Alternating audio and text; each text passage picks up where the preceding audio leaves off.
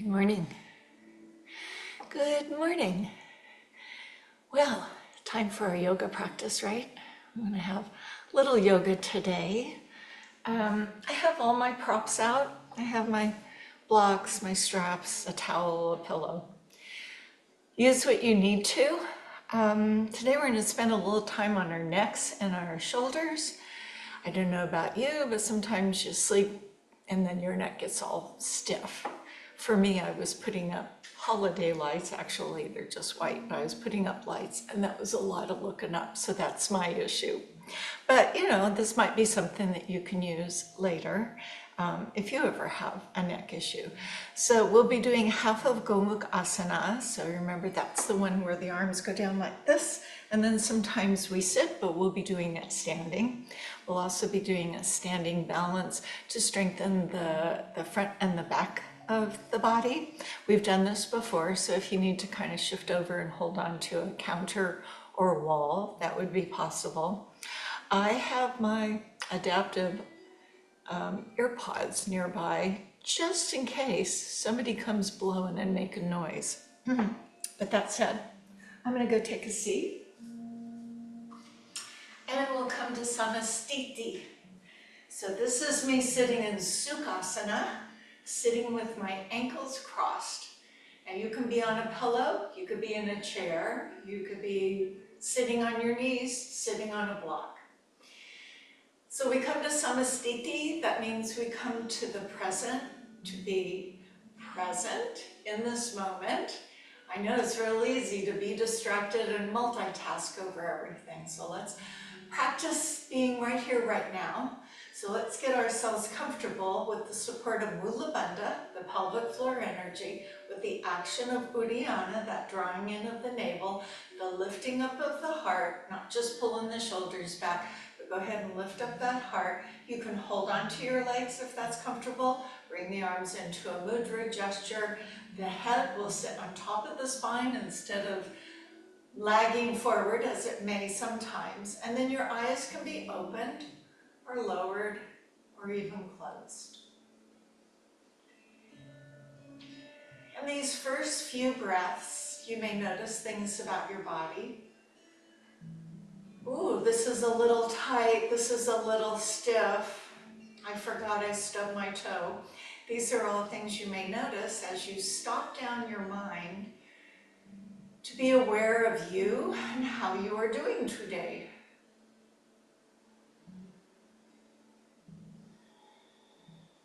And once you feel that you're relatively comfortable sitting, move into your breath, the awareness of the deepness of your breath. And usually our normal breath is not so deep. We invoke that deeper breath when we need calming, when we need that arm to go around us and tell us everything is okay. So as you move into that deeper breath, not just the inhale, but tightening the belly to push out the exhale. This sometimes leads to a little lightheadedness. So just go back to your normal breathing if that happens.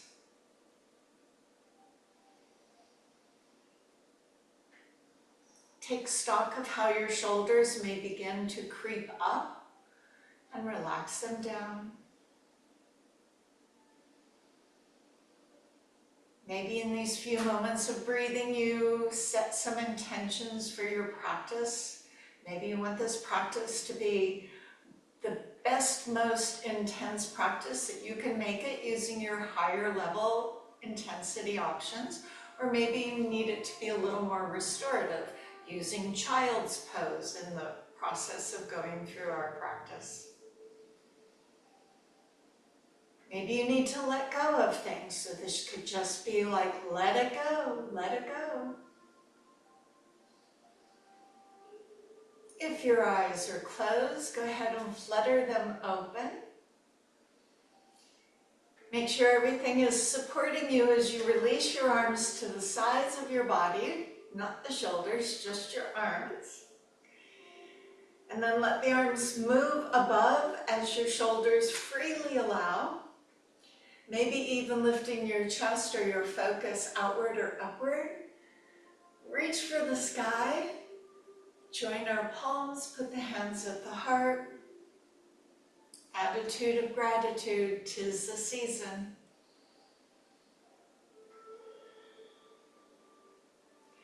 And then let's bring a little warmth into our hands, as it may be a little chilly where you are.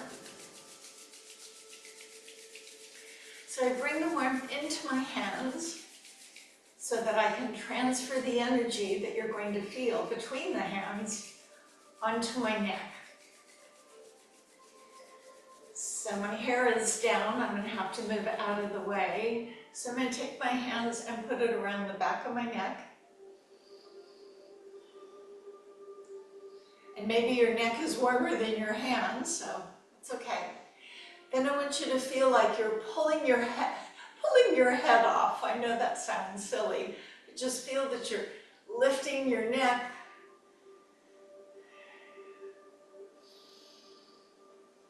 Keep breathing and slowly release that grasp. Bring the hands back together to warm them again. Now, I don't know what you're wearing. You may need to go under your shirt from below. My shirt is open from above, so I can show you from there. You know, we have this collarbone. We're going to actually create traction. So you're going to take one hand, doesn't matter, and place it on your collarbone. And if you have a shirt that you can't get there, go underneath to get to your collarbone. Open your hands, put your other hand on top. And I'm more to the right side as you're looking at me. And then pull down, pulling down on your chest and leaning your head away or off to the left side. And breathe.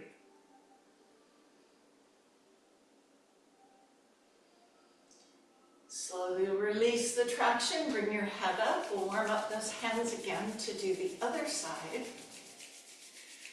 So now I'm going to put the other hand right here on the bones of my collar, put the other hand on top, and then pull slightly down on that skin and move my head away. Breathe.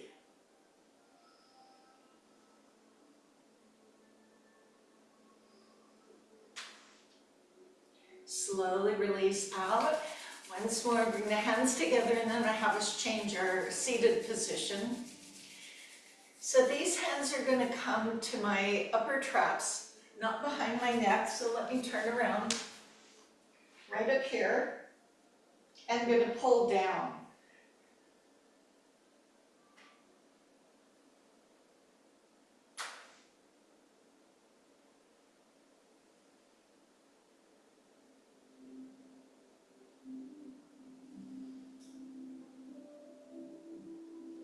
So my hands go back to reach into my shoulder blades, and then I pull on the skin forward. The skin. Okay, you can change your seating. So if you had one leg crossed in front of another, want to sit on your knees, want to get to a pillow or a chair, we're going to stay down a wee bit longer. I just want you to begin moving your head from side to side. It's a little warmed up. Ooh, my hands are warm. Not so much that makes you dizzy, just letting your head rock from side to side. Now next time it falls off to the left side, release your left arm, take 3 fingers onto the temple or the side of the head. Keep your face forward, not downward. The other hand can stay in front, hang by your side, or fold behind you.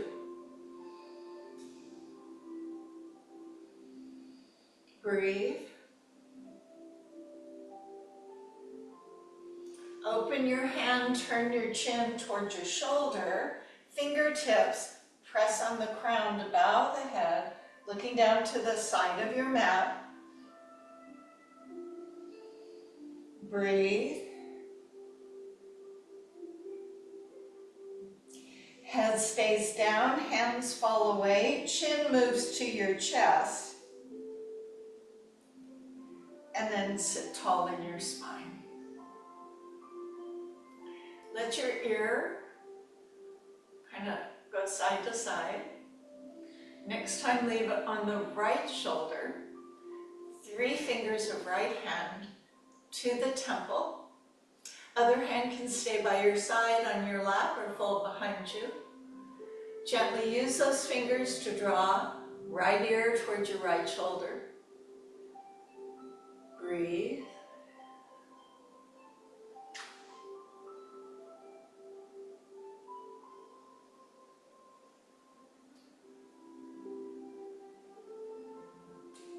Releasing your hand and turning your chin toward the shoulder with the fingertips on the top of your head. Bow your head down.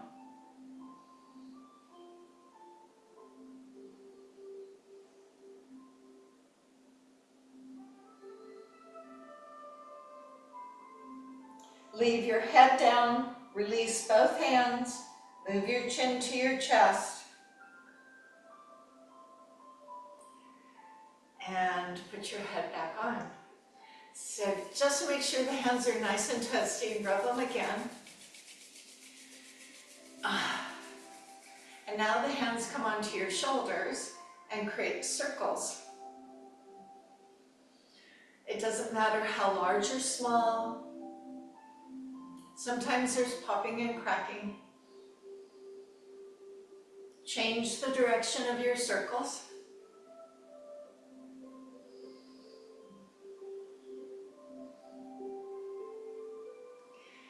Open the arms, cross one arm in front, grab for the shoulder blades, and squeeze the air out of you. Just squeeze out all of your air.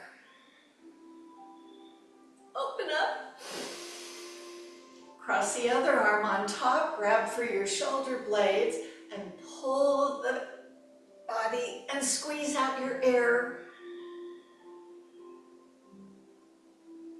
And as you open up on your own terms, you're going to stand up, maybe not using your hands. Maybe not using your hands. Standing on your mountain pose, either facing me with the mat this way or the mat this way. Doesn't matter. Toes into the earth, rock back and forth, toes and heels. Rock out and in on the outer inner edges of your feet. And then land. Engage your legs, address the bandhas, lift up your heart, relax your neck and shoulders.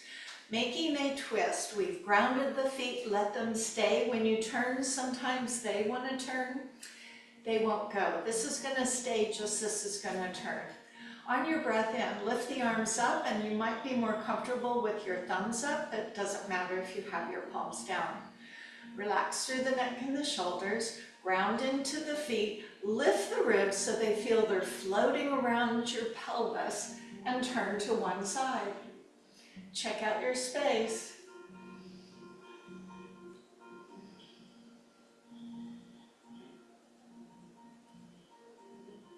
Float back to the center, relax the shoulders a moment. Re-effort to ground the feet, lift the breath, arms, and go the other way, floating around.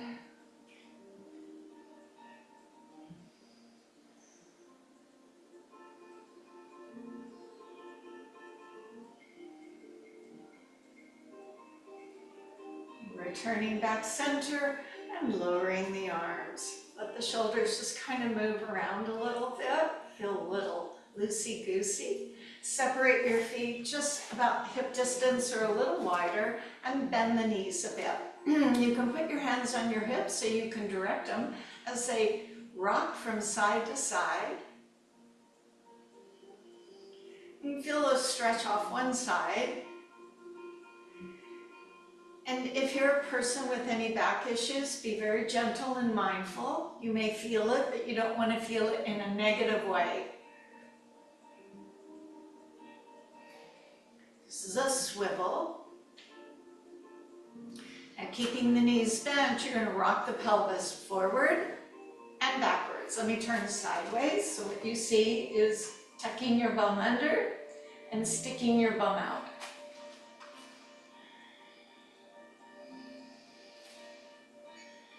upper body is quiet. Now putting those two together, we have a hula. So let your hula happen. I think this is really nice to warm up our backs and bring energy and awareness of how things are feeling. Go the other way. Now, a lot of the standing things we're about to do, you can do them when you're in your bathroom on your morning routine. How would I know? Because I do them. Okay, release your arms, and I'm going to turn sideways, but you can go forward if you want. I'm going to walk my feet in hip distance, and as I turn sideways, I'll put one foot in front and the other foot back, and the feet are parallel. Maybe I'll go a little wider. Yeah. So it feels a little wobbly, and this is where you might want to step up to a counter. Now for me, there's a wall over there, so if I put my hands here, it's on a wall. And then if I had one foot forward and one foot back. And if you had a counter or the back of a chair or something, I'm going to do it without anything. So it does challenge your balance because that back foot will want to turn out like in warriors, but we want to keep these feet parallel. And you can use your arms where you need to if there's something to hold on to in front, or if there's a wall to the side of you, or if you just want to put your hands on your hips to be aware of them. And simply bend in front and then straighten the front leg. It doesn't seem all that hard, except for the feet are parallel, makes it a bit of challenge. So I'm going to leave the front knee bent, and I'm going to work on the back leg. The heel will come up as the knee bends and press back.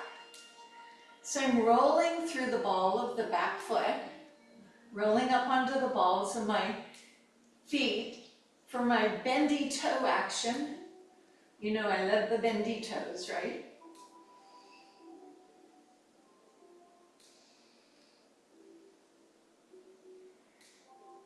And then I'll hold the heel down. So I'm going to let my arms float forward to engage through my core. If your hands are on a counter, simply bring them above the counter or chair. And then for those who can, raise the arms all the way up, keeping that back heel down and toes all go forward. Now let's add some arm movement with those legs. So when my arms are back, the heel is down. When my arms go up, the heel comes up and the back knee is bent. So both knees are bent, then the back leg goes straight. Then both knees are bent, and the front knee stays bent as your anchor. Tie it to your breath.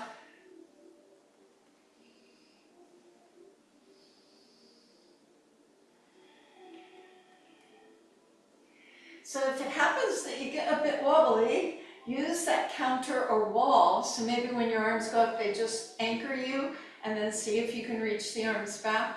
Last time. Step up, and we'll change feet. Now I'm going to face the other way. Makes it easier for you to see my feet. Feet hip distance apart. Step back on the ball of the foot and lower the heel. There's no perfect distance. It's kind of based on your height. All toes are forward. Check that back foot. It might try to help you out. Spin the heel out. If you're at a counter, you've just switched legs and you still have something to hold on to. My front knee is bent, and then I'll bend and straighten the front leg. It's not a big bend. It doesn't push over my ankle. Mostly this is for your back leg, the calf, as you warm up the knee. And think of your balance. Leave the front knee bent. Now just work with the back leg. So you're going to roll up onto the ball of the foot. The back knee will bend and press it down.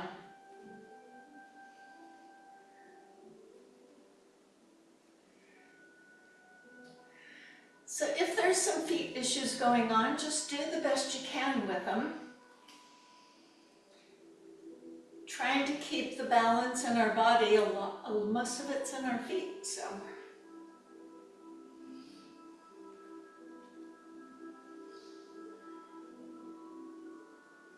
Hold the back heel down, release the arms, float them forward. If they're on a counter, just lift them off.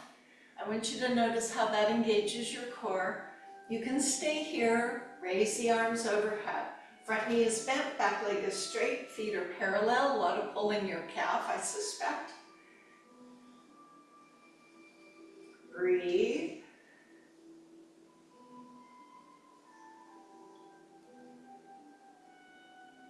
And I'm going to add arms to that leg work. So when the arms are down, the heel is down. When the arms go up, the heel comes up, the back knee bends. Front knee will always stay bent.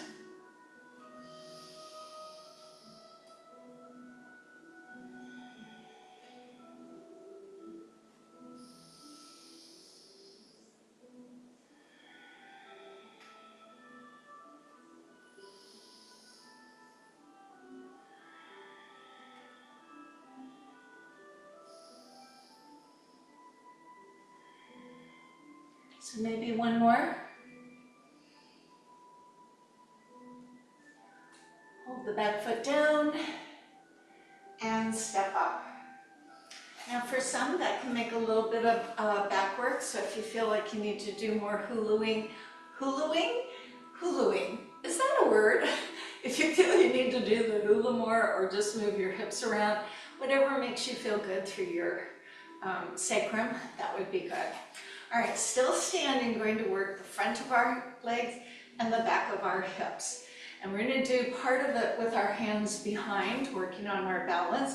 And with the hands behind, I'll step up so you can see I'm not lacing them or doing anything crazy. I'll just let them be there with awareness of when I engage my glute. So if you were at a counter, not too close, so let's just say the counter is at the end of my mat. You see I'm just holding on here because I want to be able to lift a knee and not bump it. If you had a ball next to you and you wanted to do it sideways, or a little spiky ball, you could lightly with your fingers hold on there and then put one hand behind your hip. And this is the movement. So the knee will stay bent. I believe we have done this before. So it's not straightening my knee and straightening my knee. The knee stays bent. It's just moving it forward of the body and then engaging the hips and moving it back of the body. If you have issues with the back, may I propose that you stay slightly forward. So you see I'm looking like I'm tipped a little bit, but that's okay. It may give a little more grace and ease in your back. If you want to go no balance, you could do that. So pick a leg, it won't matter which one. Bring the hand or hands behind your back. Pick up one leg and draw through the belly up and push back. So that knee will not turn out. And the fact that you have your hands behind your back, you can feel when that hip extends and tightens. And breathe.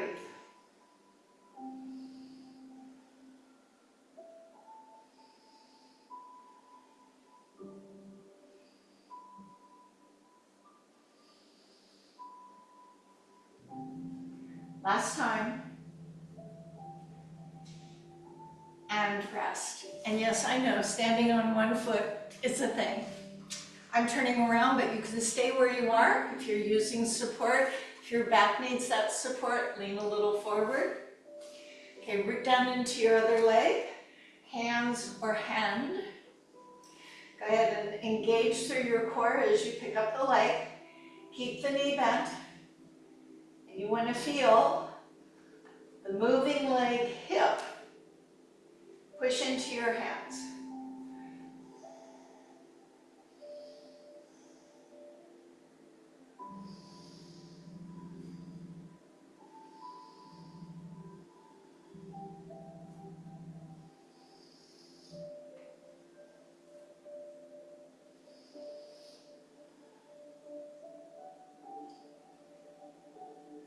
more time. Are you breathing? And stand on 2 feet. Go ahead and do the hokey pokey and shake it all about. All right, so we're going to go through a flow, stepping to the front of the mat. Most of you know this. If you find the lunges, the high lunges, you put your blocks there so that when you're folding over and you step back to your lunge, you have a little more support from here. And then when you go to the floor, you move the blocks and put your hands down. If you have the props and you want to use them, you should. I'm not going to use mine. Tadasana, the mountain pose. Breath in, the arms will lift and float. Breath out, bend the knees and fold over. Look through your legs.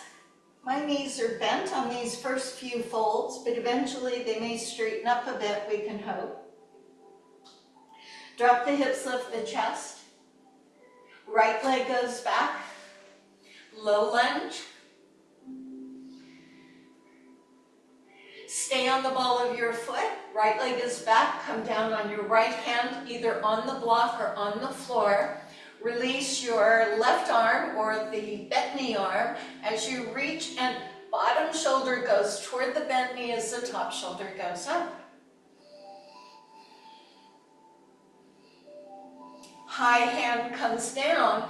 Ground your feet. Stay on the ball of the back foot. Reach the arms back so your body is resting on your thighs. Imagine I'm grabbing your hands and pulling you up as you come into the crescent pose. Arms are back. You can do it. Bend your front knee more. Breathe. Float the arms forward. Know this engages your core. Now raise the arms up for those who can. Lower the hands to the floor, not on the blocks. Step your front foot to your back foot and lower into a plank. Keep your chin up, press away from the mat, pull the belly up, squeeze the legs. Bent knee, downward dog. Back to plank. Bent knee, downward dog. Back to plank. Bent knee, downward dog. Walk your feet up. Walk, walk, walk, walk, walk, walk, walk. Squeeze the pillow between your legs. Imaginary pillow. Release the hands to the small of the back. Straighten your elbows. Drop your head.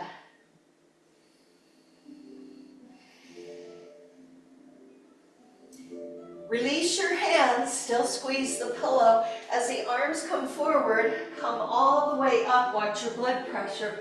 Arms reach above. And Tadasana. And coming up and down the first few times can affect your blood pressure, so be moderate. Other side. Lift the arms as you breathe in. Bend your knees, hands on the floor or the blocks as you breathe out. Look through your legs. Drop your hips, lift your chest. Now, left foot goes back, all the way back, back, back. Low lunge. Squeeze the back knee straight. You're going to put your weight on your left hand, or if you're using a block, on your left block. Shift out of your right hand or the front knee bent. Bottom shoulder moves toward that bent knee as the top arm reaches up.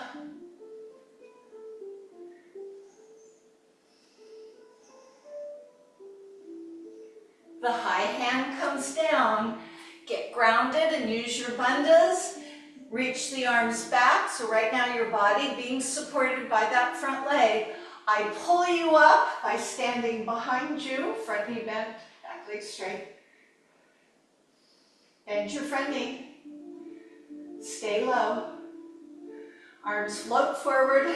Remember, we're engaging our core. For those who can, continue arms up for high crescent.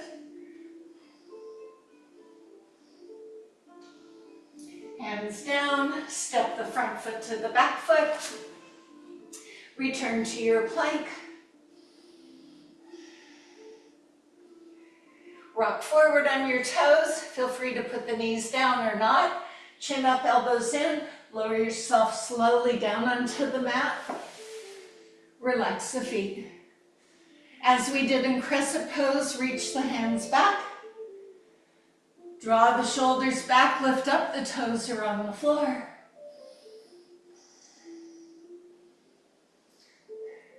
Bring the hands under your chin. Rest your chin on your hands. So we're going to bend the knees one at a time. You're going to bend one knee up and then down. It's like watching TV in the olden days. So my knees are popping and cracking, but they don't hurt. Now that is option one. For those who don't have concerns about their back, you come up into the Sphinx pose, knowing the elbows and the shoulders are aligned. Palms are down. You can fold the hands together. Draw the shoulders down, pull the belly up.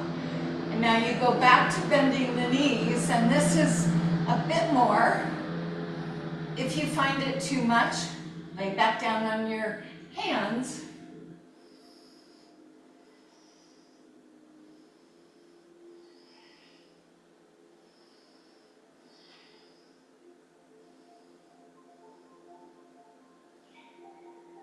So for those of us who came to the elbows, we're going to move those elbows forward, separate the hands so the palms are down. And so I'm not that far away. Push into your hands, straighten the elbows, and bend the elbows. So even if there's back issues going on, this shouldn't make it too bad for you. Straightening the elbows, tighten the belly. If you do this and say, I don't know, it's kind of easy for me, you're going to bring those elbows back, more like Sphinx, and do the same thing. Press into the hands and lower. Keeping the shoulders anchored, they're not going to hug up into your shoulders, into your ears. And for those who say, I have more flexibility in my spine, I do say you can put your hands under your shoulders and press up and go down. This may not be your best option. If you say, yeah, that's not my best option, you have two others to choose from as we do 4 more of these.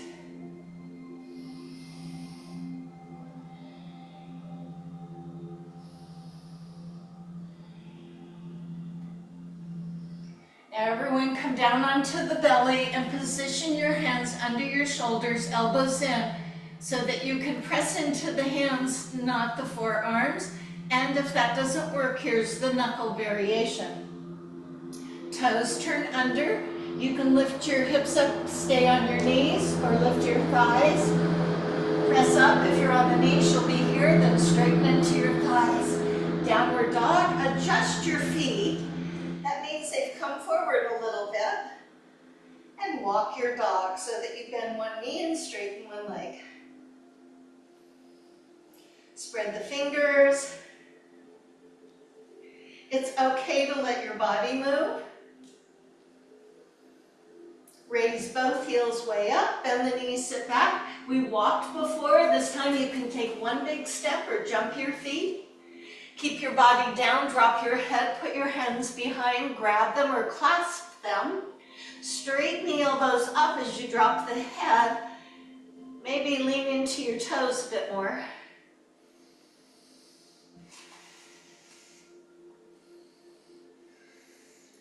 So we're going to stand up, release the hands, slowly and mindfully come to the extended mountain pose.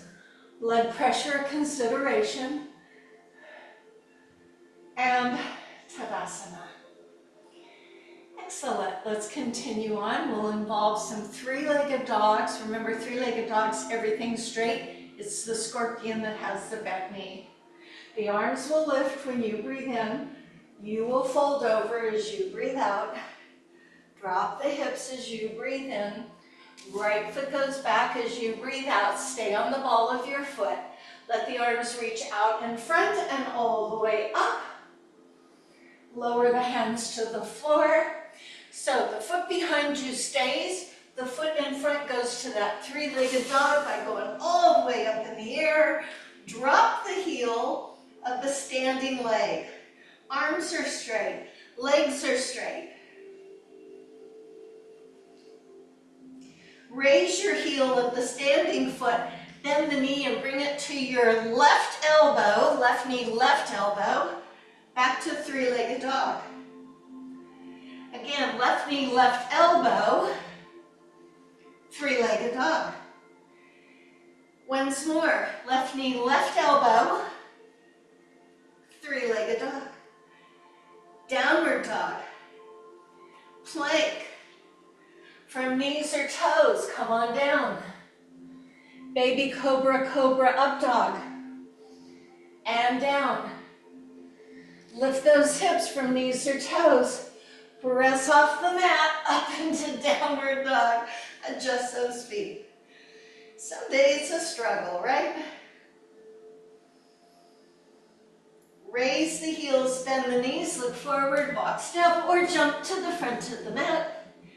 Keep your head down, put your hands together. Bow over. Breathe. Release the arms. Mindfully extended mountain pose. And Tadasana. Inhale, arms lift. Bend the knees. Fold over. Drop the hips, lift the chest. Left foot goes back. Stay on the ball of your foot. Ground your feet all the way up. High crescent pose. Lower the hands, knuckles or palms. Front foot goes up in the air behind you.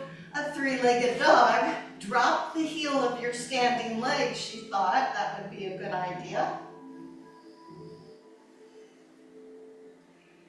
Bending the right knee, move it forward to the right elbow. Connect it, touch. Three-legged dog.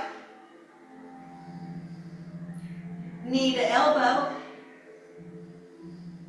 Three-legged dog.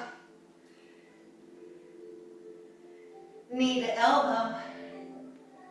Three-legged dog.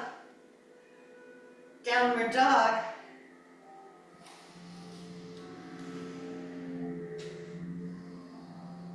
Into plank. Knees come down. Child's pose.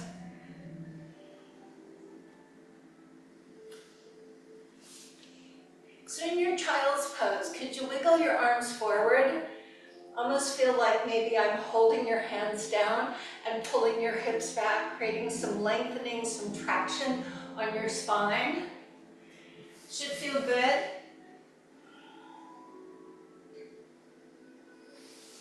Okay, as you come up, we're going to be on a semi-plank position, means we're going to be on the knees and the hands. But the hands are going to lift up and we'll be just on the fingers. Now we'll just see how much we can do. You can only do what you can do. I can only do what I can do. So here I come to my all fours.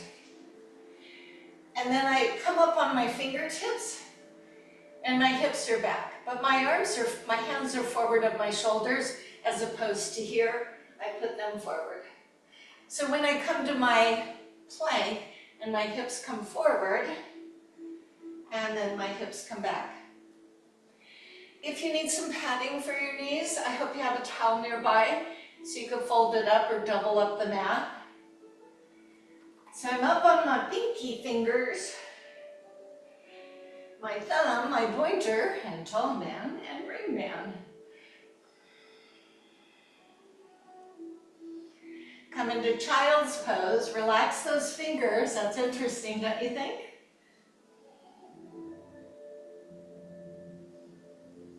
Now I'm going to come up this time, stay on the palms of the hands right where they are from your child's pose.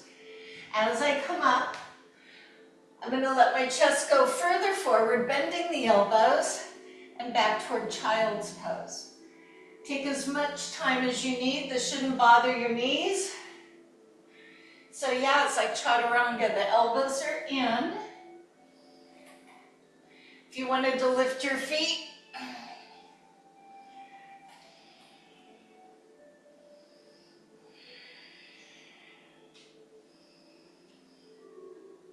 now I'm going to switch to my fingertips. I won't go as far, but I'll do a few more on my fingertips. You can try if you'd like.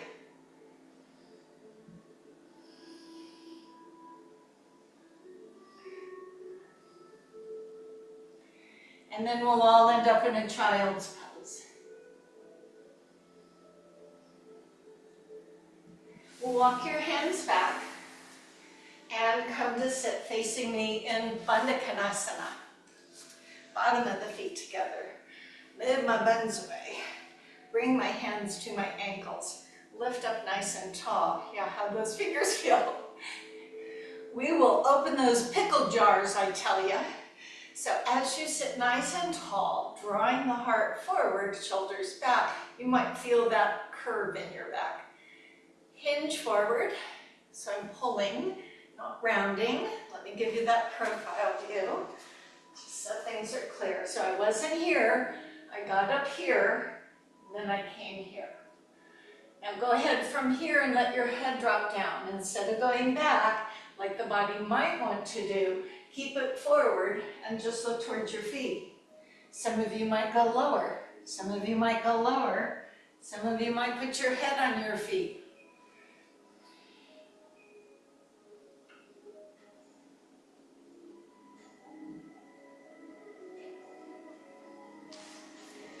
Rolling up your spine, slowly so that you see your belly is tucked in, and then you straighten the spine and lift, nice and tall. Right leg, as you're viewing me, comes forward. Left knee comes up. Hold on to that knee and help get up nice and straight. Yeah. So if you really wanted to test your core strength, you could let go. Let me show you from the side. So I had this leg straight, I had here, and then it was so much easier holding onto my leg. But if I let go, I have to really pay attention. Otherwise, my body wants to lay down. So go ahead, hold on with your right hand to that left knee and release your left arm behind you to give that little extra support that we know is important for a twist. This foot can stay on the inside of the leg. It can also move to the outside, so your choice. As you're nice and tall, draw that left shoulder back, turn and look off to the side. And you can keep the hand on your knee, you can grab it with your elbow, you can press your upper arm against it as you turn and look further behind you.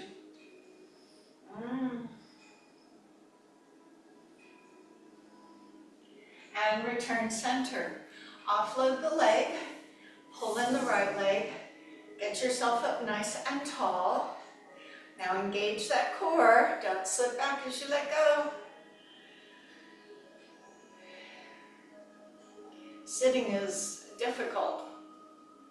All right, so hold on to that right knee with the left hand. You can leave it inside your extended leg or cross it over. Right hand will give support that you'll appreciate by lifting nice and tall. Right shoulder goes back, turning to either just look to the side, that's enough, or turn and look behind you. Remember, it's a hand, an elbow, an upper arm, whatever makes sense.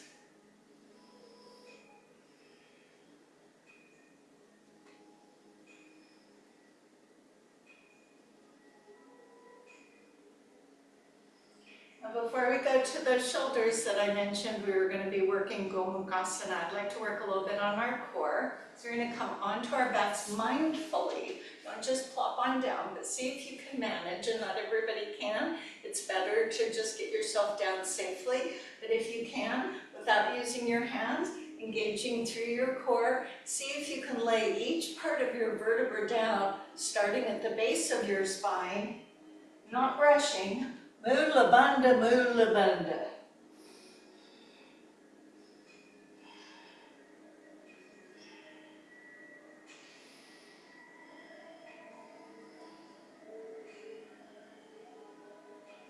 And some of you might want a pillow, a low pillow under your head.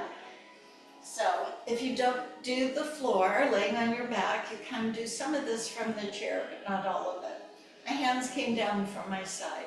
I'm going to pick up my knees and put them in what's called tabletop. So I'm going to feel that as I pick up the other leg, my lower belly had to kick in. Now I prefer that we work on what I call a natural spine. That means if you put your hand under your low back, there is an arch in it. You don't want to smush it, because see what happened to my knees? That means my pelvis moved. I want to engage my belly so that I feel my back pressing onto my hand, but not so much that this happens. Yeah, there is a difference. So tighten through the belly, pressing down the back, but not letting the knees move. The knees above your hips. The feet at a right angle. The arms floating up. Cross your hands, palms away. Lift your head and draw the hands behind the head to cradle the head.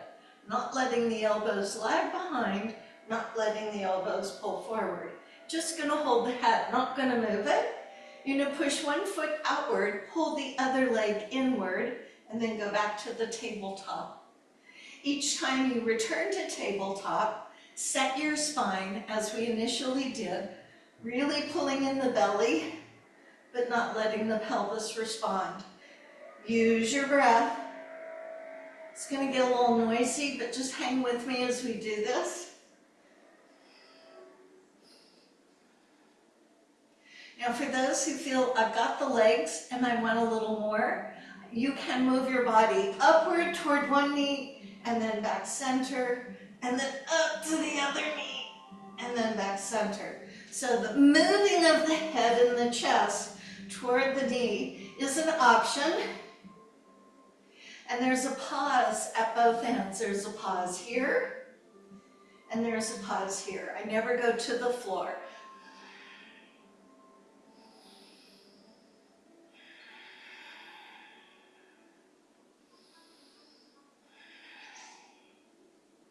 Give yourself one more. Head comes down, knees come in, separate the knees and move them towards your shoulders. So you feel that release in the back, that's fine. Maybe move your feet around. So we're going to do one side double leg drops. The arms will go to the side to keep you from rocking too far over. The legs will be easier if they're more bent, and more challenging the straighter they go. So maybe we start with them bent. So I'm going to have them go to the side. I'd like a little protection for your back, so I would ask that you bring the knees in. Did you feel your low back go down? That's giving it that stability. This is a little more vulnerable. This is a little more stability. So I got my transverses engaged. I'm going to keep the knees together and lower them toward the same arm and come back up. And then relax my knees away. So lift, go to the same arm, and come back up. If your knees are separating, let's see if I can grab a block here. You can put a block between the legs to kind of inspire you to keep those legs squeezing together. If you don't have a block, you can wad up a towel. If you don't need a towel, make sure those knees are together wherever they go.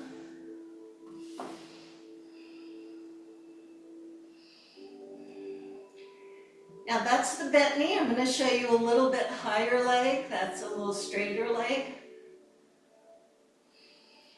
A lot more challenging. A longer lever. I think 2 more. You can play with the length of your leg. Breathe. One more. We're just doing the same side. We'll get to the other side.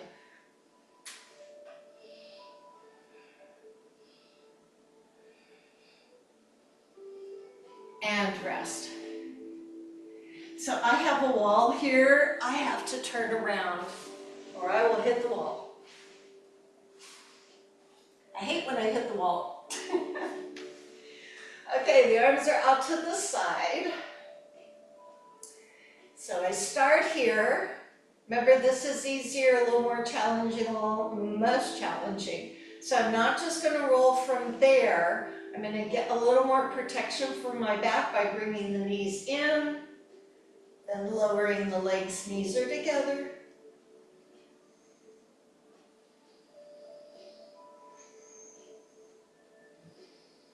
Breathe.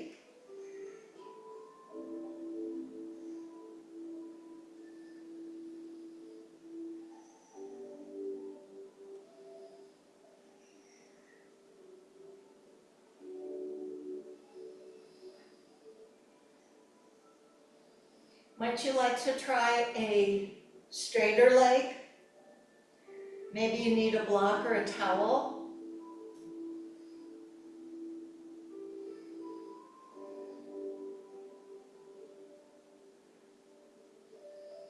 Not to hold your breath.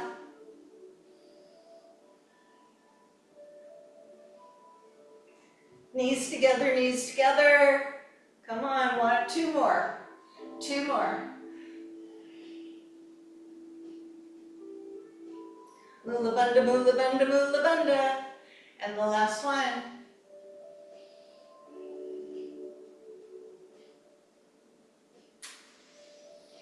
And bend the knees in. You can roll to your side, or if you're inclined to want to just rock yourself up, feel free. So before we go to this Gomukhasana with the arms, I want to give a little primer. This is something I suggest people do in their beds, but we're going to do it on the floor. Once you feel okay with it, you can move to the floor, but let's just learn how to do it. So we know Gomukhasana is when one arm reaches up over the shoulder and the other arm reaches back and the hands try to come together, and sometimes they do and sometimes they don't. What we want to do is open the anterior of our shoulder, which in the course of the day, where do you think it is? Yeah, that's where it is. So we want to strengthen our back muscles, but we also want to stretch the front of our shoulders. Now, I don't want you to be in pain, so if you had a pillow nearby and you wanted to put it there and use it as a softening agent, you could. But I'm going to keep mine away so you can see what my arms are doing. So pick an arm, you only are going to do one. The arm is out to the side, fold it and slide it in. Let me face you. Arm out to the side, the thumb is down. Bend the elbow, see the big hole, fill it. And so the hand is up your back, like you have an itch in your back. Now carefully move yourself down onto that back, and the hand should not be coming out the other side. Your hand should be between your shoulder blades, kind of, sort of. Do not do this if you're in pain. You can stand up and position yourself against a wall and do the same thing. So the elbow is next to your side, the hand is toward the middle of your back as best it can, and you want to breathe as you feel that stretching in the front of your shoulder.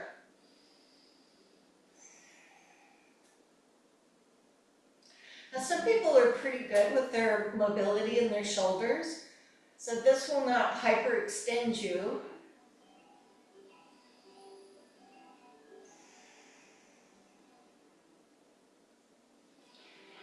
Now to release, if you're laying on your back, I want you to elevate your hips like a bridge pose so you can release that arm and then roll to your side to come up, or if you can sit up, just sit up. And we'll do the other side. This is my bad side. My right arm is always so tight. So the arm goes out, the thumb is down, you bend the elbow, you feel the gap, you position your hand up your back, so you almost feel your angel wings back there. And then very carefully onto your back you go. And if this is too much, you don't want to be in pain, get up to the wall. I keep my knees bent, my back likes it that way. Yep, okay. A few breaths into the shoulder.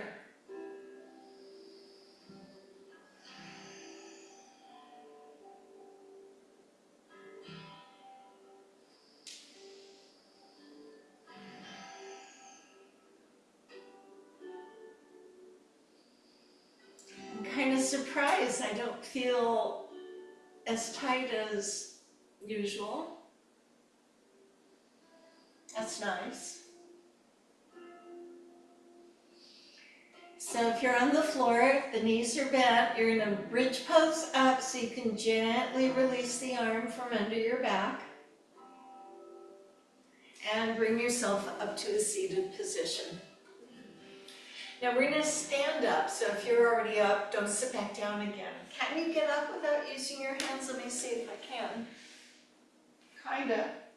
All right, so a towel or a strap if you wish, and if not, then just go without. If I have a strap, I want to hold the block. If I have a towel, take the two corners, spin it around so it's not as bunchy. Okay, I'm going to turn my back to you, not to be rude, but just so you can get the setup. So you can put it in either hand, and that hand goes up and down your back. Use your other hand to position the elbow so that it's forward of your face, not outward to the side. So you want it here, and by pulling it back, you're getting that tricep stretched out. Now when we do this standing, the tendency is to do this to try and get. So you want to still address your bandhas. So here's the other arm. Thumb down, shoulder down, bend the elbow. Don't grab the strap or the towel if you've got one yet. Just bring your arm in and then grab it and then reach up, and maybe on good days you find your hand, or you don't.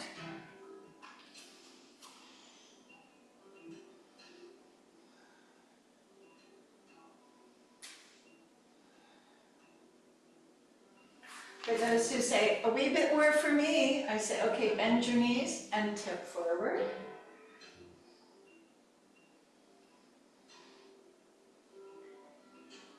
Returning up, you're going to let go, let the object that you were holding come down first, and then the high arm center second. I'm feeling more open already. All right, other side. So you hold, if you've got a strap, hold the buckle in your hand. Then you throw it over your back. Up goes the hand. Other arm, thumb down, bend the elbow, slide the hand in. Once the elbow is in, reach up.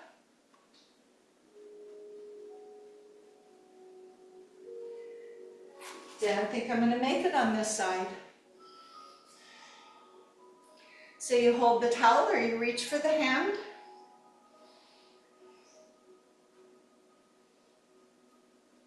Maybe. Check that your hips aren't thrusting out, hold them in.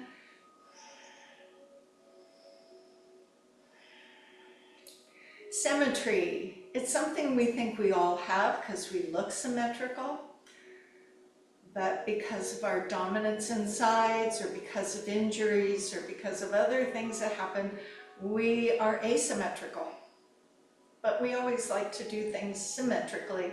It's just my training makes sense to me to do. Take a breath. For those who want more, you're going to bend the knees and tip forward.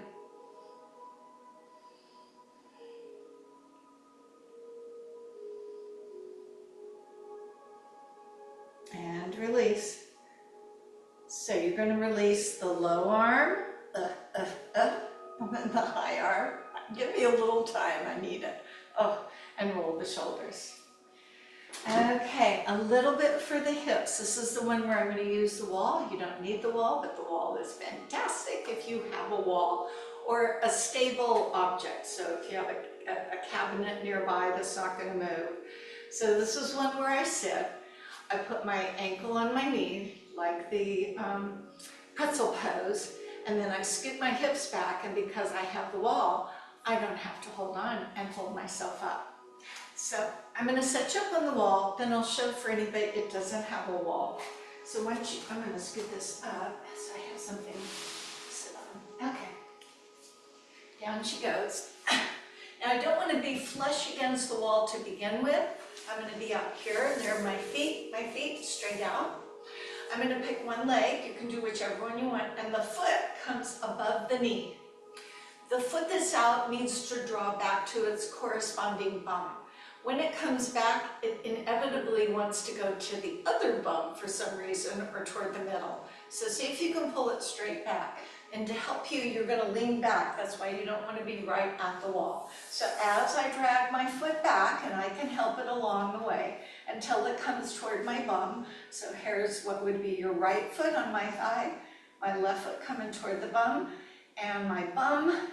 I'm going to use my hands to lift up my hips and push my body back against the wall. And then I'm kind of wedged there so I can stay. I used to do this without the help of a wall, and you can. So one leg straight, one foot here, lean back, bring the heel towards your bum. But instead of moving your back, you move your hands forward until you're sitting here, and you kind of have to brace. So there's a lot of work with your upper body. So either one, or you could lay on the floor and do the traditional pretzel pose, right? You could do that. Ugh. Yeah. So you want to be feeling where I am pointing with my finger, around your hip or even into your glute. And breathe. And just like with our shoulders, you may find that one hip is more needy than the other one, but we'll find out, won't we?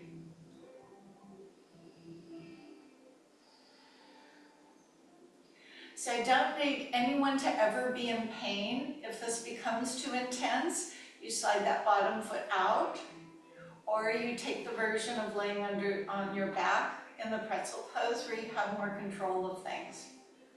But I think the wall is great. Couple more breaths.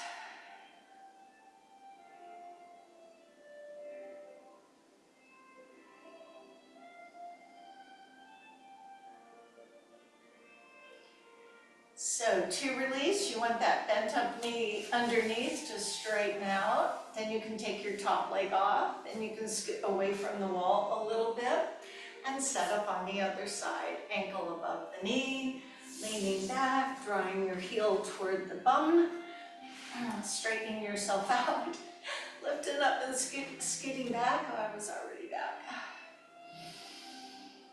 So is it different on this side? Interesting. We'll stay here for a few breaths. Sometimes when our body is in an uncomfortable position, not painful, but uncomfortable, it gets tense in other body parts. So you may be like, yeah, I'm doing this, but maybe you need to relax your neck and shoulders. Check in with your breath. Kind of let your body figure it out.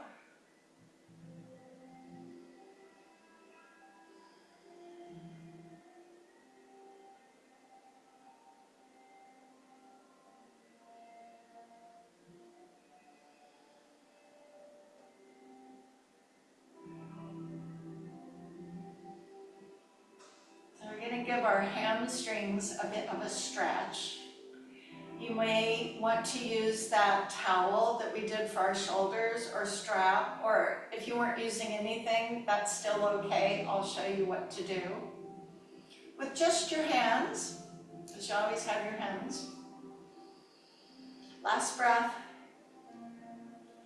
And then slowly release. So I'm going to scoot up my towels over here, and then my strap is down here. So you're going to be on your back. I would do it seated, but I have a better chance of you getting to that hamstring if I can get your back straight. But if you didn't want to lay down, and I know some of you don't prefer to lay down, you can take your strap or towel, cast it over. Now, here's me rounded. you want to lift your spine up. This is why laying on the floor, and my other leg is bent. So I could be here and go forward, or if I were on my back, my other knee is bent, I straighten the leg, and instead of lifting my chest to my leg, I bring my leg toward my chest. So it could be either or, either or. So if you'd like to stay seated, you can do that. And if you want to be on your spine, so this strap, what it gives you is the opportunity to start with good form and hinge, rather than reach for the toe and round. That's an entirely different feeling. So as I lay back and my foot goes up, it's the same thing. But instead of my body coming, I'm bringing my leg forward. I'm sorry, it might be a little loud, but not for long. Or maybe just a little buzzing sound.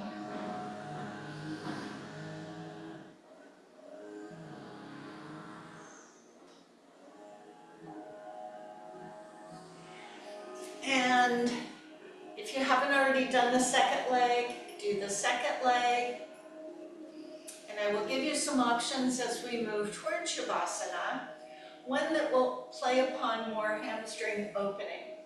So I've got both I have blankets, towels, and pillows and blocks. So if I wanted to elevate my hips by putting the pillow under my bum and bringing my legs up, it makes my legs want to come, and I could either put that towel back in my hand, or I could have my hands around my legs. You can position yourself with your bum against the wall and your feet up the wall to hold you. That's really good if you have tight hamstrings. Some people will do the block on the lowest side, under the hips, restorative bridge pose, or this. Or sometimes they just like their legs up there. So we do a little bit of an inversion here, whatever makes sense to you, with the legs straight up or with a little more in your hamstring.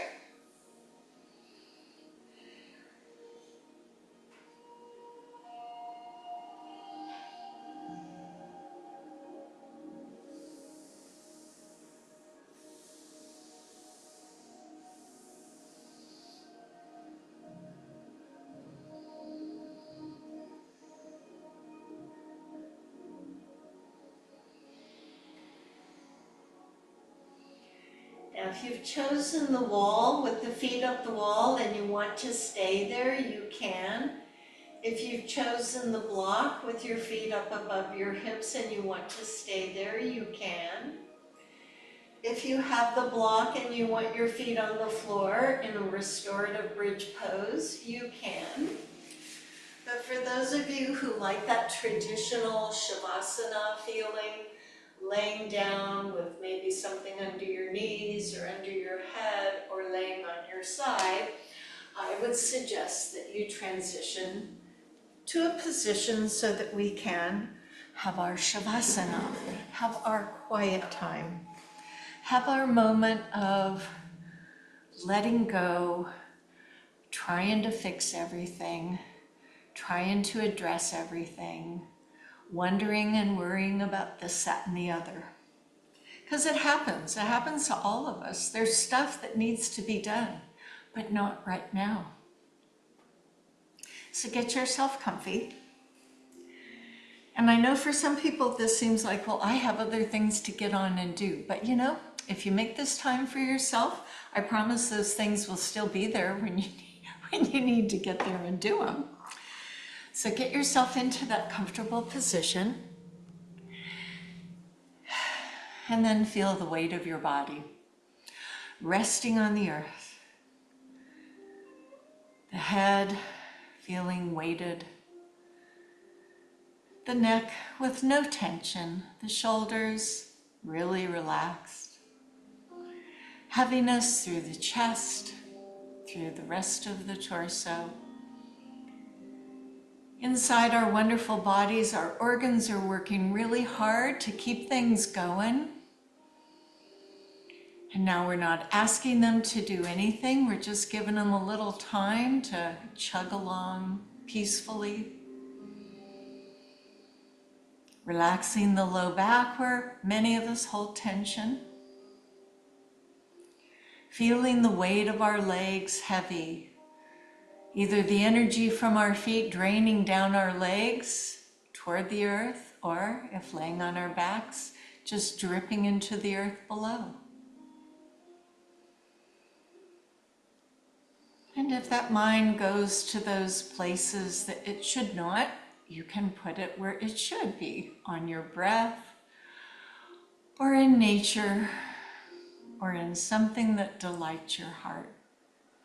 So I invite you into this quiet space for a few moments, and then I'll ring the singing bowl. I'll see you on the other side.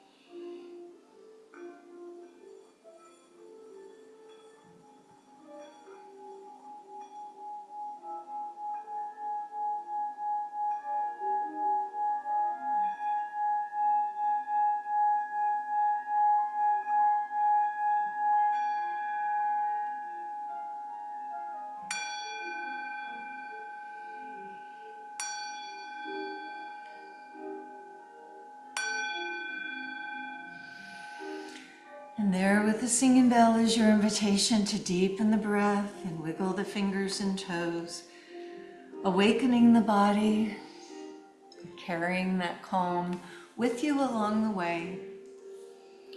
You can stay as you are, you can roll on your side as you'd rather.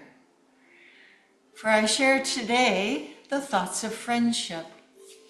So a Mr. Francois de la Rochefoucauld is quoted as saying, "A true friend is the greatest of all blessings, and that which we take the least care to acquire."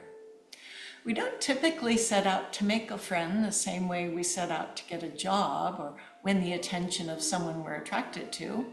Friends just seem to happen.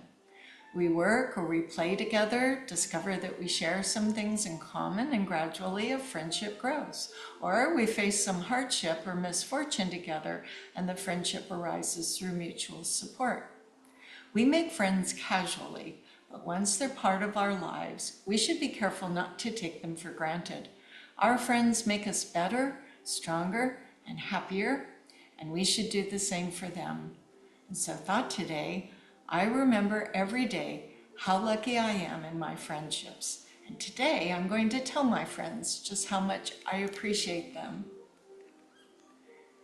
And so as you reposition yourself to sit mindfully, relaxed in the neck and the shoulders, open through the heart, let the arms stretch to the side, rise up above, come together, with hands at the heart, as the friends of yoga that we are. The light in me honors the light in you, and Namaste. So enjoy the rest of your day, the rest of your week. We'll be doing this next Monday. You'll have recordings to do this again if you like. Thank you for joining.